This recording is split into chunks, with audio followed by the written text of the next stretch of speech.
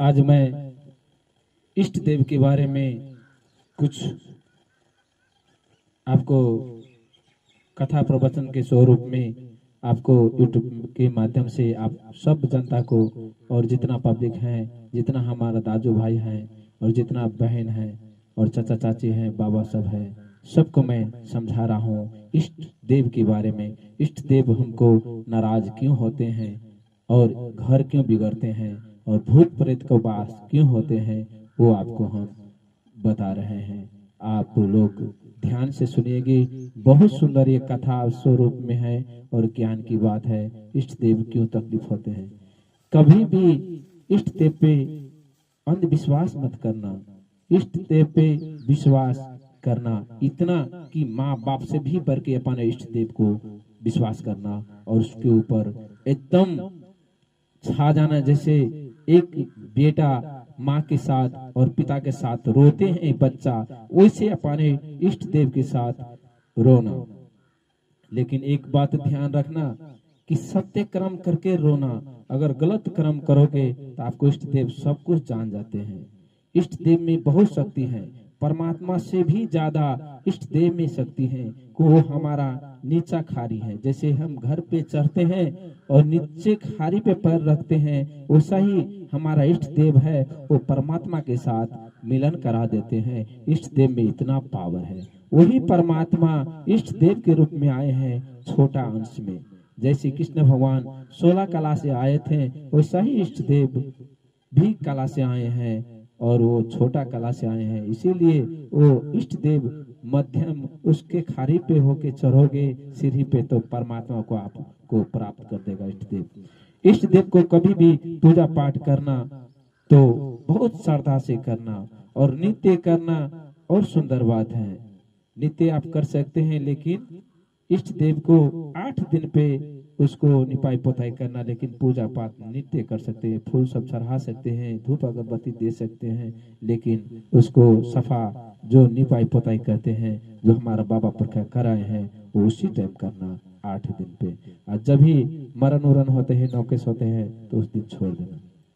और एक बात, इष्ट देव को खुश करना हो तो कैसे, अब बताता हूँ। किसी को सिद्धि चाहिए तो इष्ट देव सिद्धि भी देते हैं।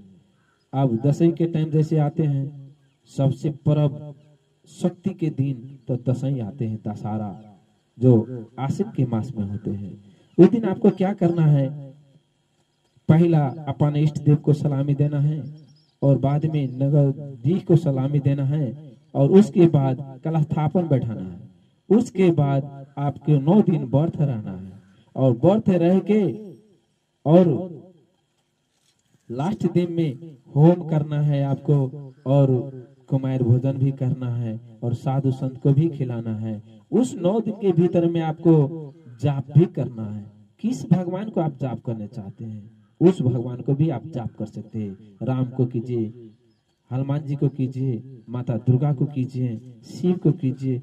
जिस देवता को आपको इच्छा होते हैं, उस देवता को आप जाप कर सकते हैं। तो इतना करके और अष्टमी नवमी के दिन आप हवन कर सकते हैं। हवन तो आप नित्य भी कर सकते हैं 9 दिन तक, लेकिन अगर न हो तो आप 8वीं नवमी के भी हवन कर सकते हैं। कुमार भोजन जिस दिन करेंगे उस दिन पहले हवन कर लो, फिर कुमार भोजन करना।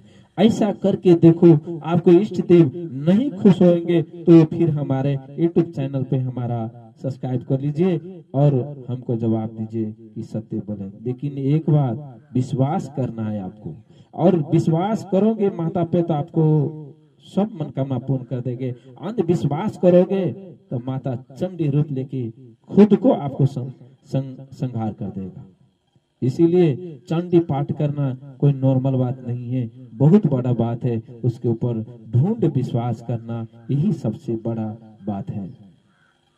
और पाठ करते समय में इधर उधर दायां बायां नहीं देखना, सीधा पाठ करना है। आपको पाठ करने टाइम में भी जांचना आएगा, वो क्या आएगा वो आप जब करोगे तब मालूम होगा। लेकिन हाँ, अगर गुरु रहते हैं तो बहुत सुंदर बात होते हैं। अगर गुरु नहीं रहते हैं तो जैसा जैसा मैं कहता हूँ वैसा वैसा करो, आपको सिद्धि मिल जाएगा। देखिए, एक घर में पूजा नहीं करने से घर बिगड़ जाते हैं। घर में इष्ट देव को पूजा नहीं करने से घर बिगड़ जाते हैं, हमारा घर द्वार में भूत आत्मा दुष्ट आत्मा को वास हो जाते हैं। और नगर डीह को पूजा पाठ नहीं करने से पूरा गांव खराब हो जाते हैं। कभी पहले मरकी भी आया करते थे, पहले मरकी आते थे, लेकिन अभी मरकी नहीं आते हैं। मरकी के रूप में हवा चला दिया भगवान ने, माता रानी ने और माता ने। इसीलिए मैं कहता हूँ भाई बंधु माता पिता सबको मैं प्रणाम करके कहता हूँ कि भाई इस चीज पे घमंड मत करना।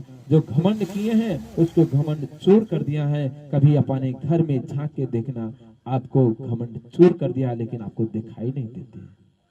भाई आज की मैं इतना मैं कह के अपना यूट्यूब चैनल को मैं यहीं पे बंद करता हूँ आज की। लेकिन एक बात, आप लाइक देना नहीं देना वो हमको नहीं लेना देना है, लेकिन जो मैं कहता हूँ वो कीजिए। आपको घर न संभाल जाए फिर मेरा नाम बोलिएगा। आप मेरे चैनल पे बने रहने के लिए मिथिला भागवत कथा वाचक प्रमोद शास्त्री लिखा हुआ है, उसमें आपको मोबाइल नंबर भी मिल जाएगा। आप सीधा हमको फोन कीजिए, आपको हम सब घर पे बैठे ही बैठे आपको हम सब रास्ता बता देगा। ये जरूरत नहीं है कि हमारे घर आने पड़ेगा, आपको सब हम मोबाइल में ही बता देंगे। आप यूट्यूब चैनल पर शनिवार को हम यहाँ पे आपको सब कुछ डाल देंगे। और महावीर बजरंगबली का ये हमारा मंदिर है, देखिए ये हमारा महावीर बजरंगबली का मंदिर है। ये बहुत सिद्धि मंदिर है। आप जो भी मनोकामना लेके यहाँ आओगे आपको वो इच्छा पूरा कर देगा। देखिए मंदिर में इतना सौभाग्य रहते हैं कि किसी देव के मंदिर में जाएं जहाँ पे उसका वास रहते हैं और अंश रहते हैं तो आपको मनोकामना पूर्ण कर दे। चाहे बागेश्वर धाम चले जाओ, चाहे बैजनाथ धाम चले जाओ, चाहे नागेश्वर धाम चले जाओ, कहीं पे भी चले जाओ, अगर वहां पे अंश है तो आपको जरूर मनोकामना पूर्ण करेगा। इतना हरेक देवी देवता को शक्ति है। कहते हैं माटी को बर्तन तो नहीं को बन सकता लेकिन वो माटी ही रहता है। माटी को बर्तन तो नहीं को बन सकता लेकिन वो माटी ही रहता है। प्रभु को तो हजार नाम है, करोड़ नाम है, अंत नहीं है, वो एक ही है। जिस नाम से आप उसको पुकारोगे उसी नाम में आ जाते हैं। जय श्री राम, जय श्री राम, जय श्री राम। जितना दर्शक देख रहे हैं सुन रही है, सब हमको गलती अगर हो जाए तो क्षमा कीजिएगा, अपन आप बच्चा जान के। लेकिन मैं जैसा कहता हूँ वैसा आप कीजिए, आपको इष्ट देव भी प्रसन्न हो जाएगा, आपका घर भी कल्याण हो जाएंगे। ये मेरा 100% सत्य है। धन्यवाद।